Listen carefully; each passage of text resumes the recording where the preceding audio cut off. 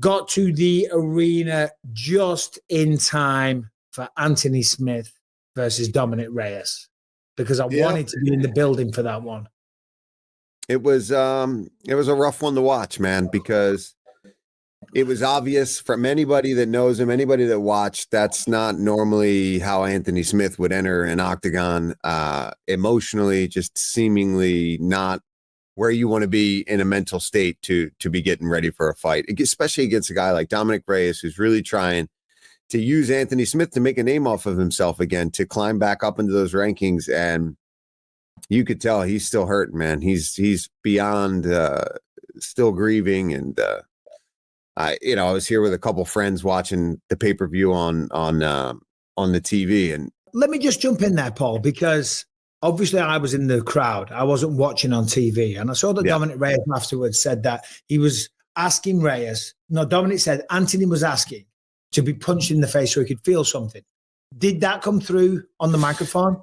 I didn't hear necessarily exactly what was said, but you could see that he was yelling stuff and putting his hands down and just wanting to get punched in the face. I didn't know it was so that he could, quote, that he could feel something, but it was obvious that he just, pardon my language, he didn't give a shit. You know what I mean? Yeah. He was in there, and he'd even said it in the build up that he just wanted to go out there and punch somebody in the face. And he was trying to spin it in a good light. The last time he did that was when he fought Gustafsson, in Gustafsson in his backyard. But there's a big difference between where he was then and what he's dealing with, having lost, somebody that was pretty much one of his best friends and coach, and somebody that's been around his career as long as he has. It was tough. And I was screaming at the TV, put your effing hands up. Like, what are you doing? Because he had moments and he was being aggressive. That was the one thing that I was looking at in a positive. Like, I'm like, he's going for it. At least maybe this will bring that out of him. He won't sit and wait around. He's going to go after it. But ultimately he was just taking too many shots. And you could tell he didn't necessarily want to be in there. Well, we say all the time, and you know what I'm talking about, you don't want to be overly emotional when you're going into a fight. You got to be in control of your emotions or emotionless. When I saw Anthony in, we were there right by the prep point. He's walking in and, visibly very, very upset. Of course, at that moment there, he would have gone through that moment with his old mentor and coach. And, that probably brought all of that emotion to the forefront. I understand that. That's why I don't think he should have taken that fight at all, and I understand his reasoning for that, maybe to give him something to train for, a way to honor the memory of Stuart or whatever the case may be. But people they won't remember that when they look back, and it's I feel for Anthony. I saw him briefly after the fight. He was there with his with his 4 daughters and his wife. We exchanged, you're trying to find the right words, it's so tough, man. Like, what do you say? There's nothing to say. There's nothing you can say that's going to make you feel better. I went over, I gave him a quick hug. I'm like, God damn. It's a tough sport, Anthony, and he's like, yeah, it's a tough sport. We'll talk soon. And he walked off. I didn't want to get into it all in front of his daughters and whatnot. But he was clearly upset, and rightly so. I get it. I understand it. We're all dejected when we lose a fight, but certainly in that style. And then given what he's been through recently and given the run of form that he's had lately. Anthony and Brian, you are friends with Anthony, of course. Do you guys have any takes, any opinions, any words? No, what I was going to say is during that, when the coach came in, and I think it was Cutman Tate who came in with the scissors to like cut his hand wraps off. Yeah. That was the first time I was actively rooting, like, hey, please, Anthony, like, just drop the gloves, man. Like, and he had them cut off, and then he wasn't sure going back and forth with Joe. And my biggest takeaway from that was just like, dude, you're an incredible analyst. You have so many things set up. Why keep doing this to yourself? Why pull yourself out of, TV work and doing everything when this is clearly the path forward? So when those gloves did come off, there was like a feeling of relief, inside of me watching that. Well, the thing is, and Paul knows this, the TV works all well and good, but the paychecks pale in comparison to what you make fighting. And Anthony's on really good money. I don't want to say publicly what he's on, but I do know what he gets paid. I think I know. And he gets paid very handsomely. So obviously There's that. I don't think he will retire. I think when he watches that back, he's going to be, and I'll choose my words carefully, but I know the emotions of a fighter.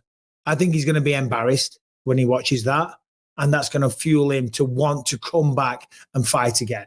And I would like to see him fight again because I don't believe that the world deserves to remember him like that. That wasn't Anthony at his best. And again, I'll say this, and maybe I'll owe him an apology. I thought that when he took his shirt off at the prep point, I thought he doesn't look to be in shape, which I kind of get because he's had so many distractions. You know, you got the grieving process, then you got the funeral, then there's so many stages of grief that you go through when somebody passes away, somebody that close. The last thing you're thinking about is training twice a day, eating the right food, going for a massage, focusing on your recovery, meditation, and all that type of stuff. No, you're like, okay, I'll show up, I'll do my job, I'll make weight, which he almost didn't, and then go and kick some ass. But for him, it was a mistake. Maybe it was therapeutic to him in some ways, and hopefully we can get him on again soon and he can go through it all. But I'd like to see him fight again. What about you, Paul? Yeah, when he took the gloves off too, I was like, okay, he's going to be done. This is going to be it. But the way that he felt and the way that he was talking in that post-fight interview, I agree. I don't think that's going to be it. I know Dana probably wants a lot of those guys in the card that were nearing the end of their career to retire, but I think if it's up to him, he would have one more. And if he does do one more, I think it should be one more, and I think he should go all in on it and win, lose, or draw. Just have a good camp, have a good process, and have a good mindset going into it. You don't want – it's such an emotional moment. You just want to be done with it. You're sick of the sport when you lose a coach like that, when you're going through all that, and you could feel all of that. He felt like that's what he should do, but I think he needs to think about it. And I wouldn't mind seeing Anthony fight again on a better camp where he's not going through all that. Take some time, deal with everything that you've got to deal with, get back on TV, do a couple jobs and see how you feel. And if you're still feeling that itch to get back in there and want to kick somebody's ass one more time and then properly give a send off to everybody that's been following you as long as they have, I wouldn't mind that. In the moment, I was like, all right, I was the same as you guys. I was like, yeah, man, just be done. You don't need this. But in hindsight now, looking at everything he went through for that camp, I'd like to see one more time where he goes out there with that same energy he brought, where it looked like he was just going to go for it and throw down, but not with all the heavy heart and all the stuff that he had to go through. Brian?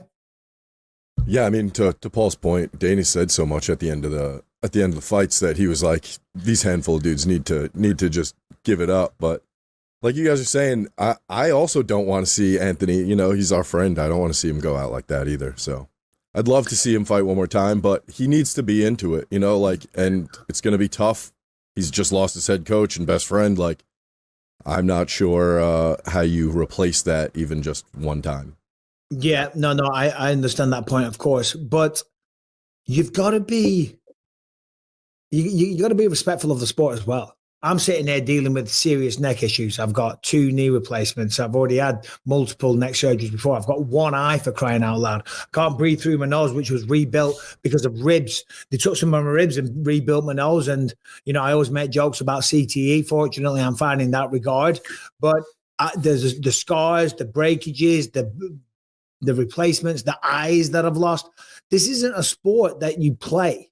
You know what I mean? And that's why people say he needs to retire. That's why this Dana says Chris Weidman and Clay Guida need to retire, because the more times you step in there, and certainly as you get older and you start getting a bit more frail and you don't recover quite as well, that shit will stay with you. So if he is going to do it, I would, if he fights, I'm going to give him a call. Hopefully he picks up and just say, dude, if you do this, do it for the right reasons. And train as if you're training for a world title fight, as if you're going up against John Jones, for the greatest of all time, for the BMF or whatever it is. You've got to leave no stone unturned. Otherwise, if you're not willing to do that, then don't even think about it in the first place. All right, today's episode is sponsored by Unbound Merino, which specialize in all kinds of clothing made from merino wool, which is moisture wicking, temperature regulating, and extra comfortable for all sorts of travelers. Let me tell you, all new customers will get 15% off with the code BELIEVE when you go to the website unboundmerino.com. As I say, Unbound Merino offer timeless, versatile clothing that will have you looking good and feeling great in any situation. Whatever it is that you need. By the way, the socks, they are a game changer.